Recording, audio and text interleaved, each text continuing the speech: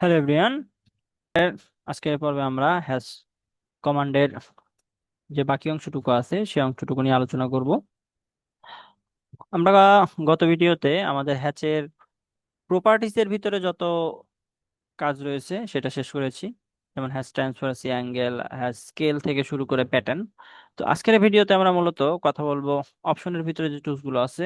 তো অপশনের ভিতরে টুলস গুলো আছে সেগুলো বেশ ইন্টারেস্টিং এবং যে প্রবলেমগুলো ক্রিয়েট হয় আমাদের হ্যাচ করতে গেলে সেগুলো আমরা মূলত অপশন দ্বারাই সলভ করতে পারি। তো প্রথমে যেটা আছে সেট অরিজিন, এটা জাস্ট আপনি কোন প্রান্ত নিয়ে আপনার হ্যাশটা স্টার্ট করতে যাচ্ছেন এই জিনিসটা দ্বারা আপনি করতে পারেন। যেমন আপনি যদি সেট অরিজিনটা নেন, দেখেন আপনি চাচ্ছেন যে এখান থেকে আপনার এটা শুরু হোক।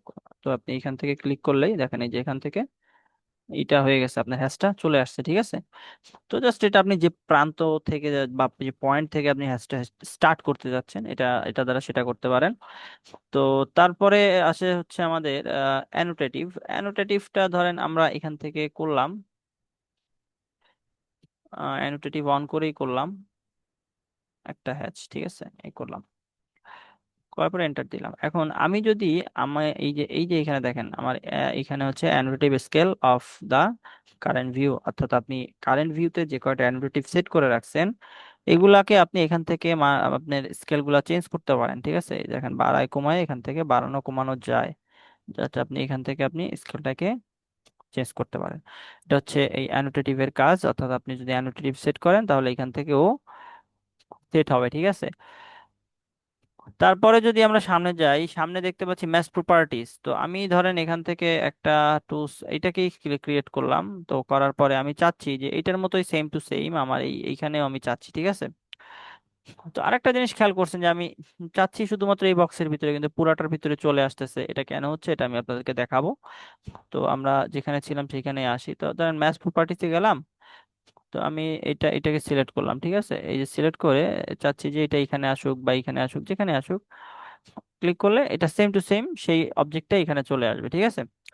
এই তো গেল আমাদের ম্যাচ প্রপার্টিজ, ঠিক আছে। তো আমরা এগুলো একটু ক্লিয়ার করে নতুন অংশটায় আসি, সেটা আমাদের জন্য বুঝতে সহজ হবে।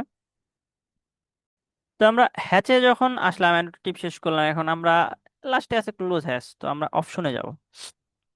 অপশনে আরো কিছু অপশন দেখতে পাচ্ছি, সেগুলা কি গ্যাপ টলারেন্স, ঠিক আছে, তারপরে কি ক্রিয়েট সেপারেট হ্যাশ, এখানে আছে ইগনোর আইসল্যান্ড ডিরেকশন।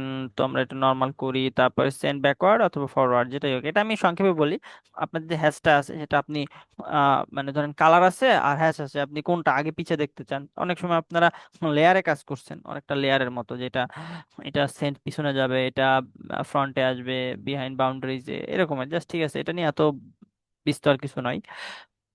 বা যে তিনটা জিনিস আছে সেটা হচ্ছে গ্যাপ টলারেন্স, তারপরে ক্রিয়েট সেপারেট হ্যাচ, আর নর্মাল আইসল্যান্ড ডিরেকশন। এই তিনটা জিনিস কি, এখন আপনাদের প্রথমেই আমি দেখাই একটা। আচ্ছা, আমরা একটা প্রবলেম নিয়ে কথা বলি। দেখেন আমরা এখন যদি হ্যাচ করতে যাই তাহলে কি একটা লেখা ওঠে।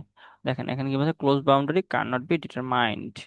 এখন ক্লোজ বাউন্ডারি বলতে এই কোণাটা খোলা আছে, তো খোলা জায়গায় হ্যাচ করা যাবে না। কিন্তু এখন এটা আমি জাস্ট ছোট করে দেখাচ্ছি, কিন্তু আপনি অনেক বড় বড় ড্রয়িং এ কোথায় খোলা আছে আপনি হাতে হাত তো মিলাইতে পারবেন না। তো এটার সমাধানটা কি? এটার প্রথম সমাধান হচ্ছে এই যে গ্যাপ টলারেন্সটা বাড়ায় দেন, বাড়াই দিয়ে তারপর হচ্ছে এই যে পিকে যায় দেখেন এখানে দেন।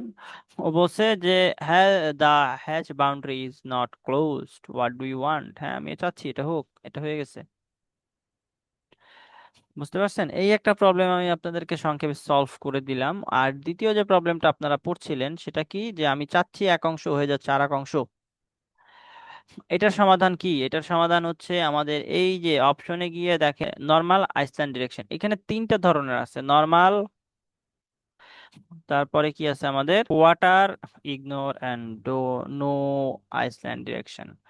নর্মাল যদি থাকে তাহলে কি হবে, ও এ এবং সি ডিটেক্ট করবে। ক্লিক করি দেখেন এ এবং সি ডিটেক্ট করছে, ঠিক আছে। আবার যদি আমার নর্মালের জায়গায় যদি আমরা দেই যে হচ্ছে আউটার, তাহলে ও বাইরের অংশটা সব সময় দেবে। দেখেন আমি সি করছি, সি ধরবে, এ দিলে এই ধরবে, বি দিলে বি ধরবে, অন্য কোনোটা ধরবে না, ঠিক আছে। এই দেখেন এ দিলাম এ ধরলো, বি দিলাম এখন বি আর ধরবে না, কারণ কি, ও আউটারটা নিবে, ও ভিতরেরটা নিবে না। দেখেন এই যে দেখছেন নিচ্ছে না।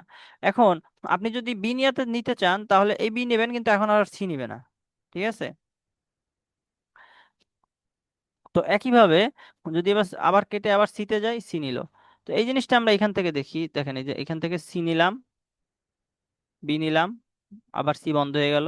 আবার যদি এ নেই, তাহলে বি বন্ধ হয়ে গেল, অর্থাৎ ও আউটের পার্টটা নিবে না। এখান থেকেও একই জিনিসটা বোঝাচ্ছে, দেখেন এই দেখেন, ও যে ভিতরের অংশটা খালি রাখবে, বাইরের অংশটা নিবে, অর্থাৎ এ নিলে বি নিবে না, সি আবার সি নিলে বি নিবে না। ঠিক আছে, অর্থাৎ আবার যদি আমরা উল্টা করি, দেখেন উল্টা যদি করি, একটু কন্ট্রোল জেড দিয়ে দেখাই জিনিসটা একটু বুঝাই। সি নিলাম, বি নিলাম, কেটে গেল, কিন্তু একই জিনিসটা যদি আমরা উল্টাই করি তাহলে কেমন হবে, আমরা এ থেকে শুরু করি, ঠিক আছে, কন্ট্রোল জেড।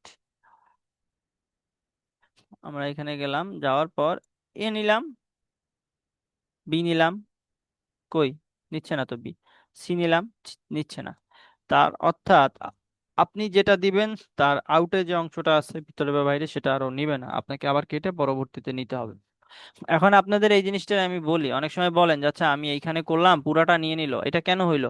এটা হচ্ছে আমাদের এই যে অপশনটা আছে, আমি আপনাদেরকে দেখাই এগুলো ডিলিট দিয়ে। এই যে হ্যাসে যান, হ্যাসে যাওয়ার পর এই যে অপশনটা আছে, এটা হচ্ছে অনেক সময় আপনাদেরকে সেট থাকে কোথায়, এই যে ইগনোর, এটা ইগনোর থাকে, যে কারণে আপনি এখানে ক্লিক করে সবটা নিয়ে নেয়, ঠিক আছে। ইগনোর অথবা এটা যদি নো থাকে তাহলে একই অবস্থা হবে, তো নর্মাল থাকলে অথবা আউটার থাকলে আউটারটাই ভালো হয় একটা নির্দিষ্ট স্পেস নেওয়ার জন্য।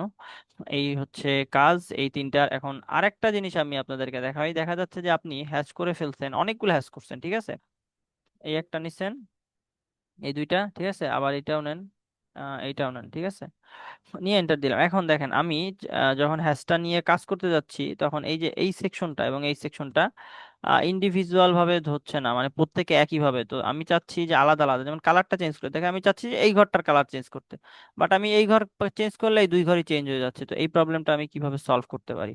এটা জাস্ট একটা ছোট কাজ করবেন, ডাবল ক্লিক করবেন, করার পরে এই অপশনে যাবেন, যাওয়ার পরে এই অপশন থেকে এই যে সেপারেট হ্যাচ করে দিবেন।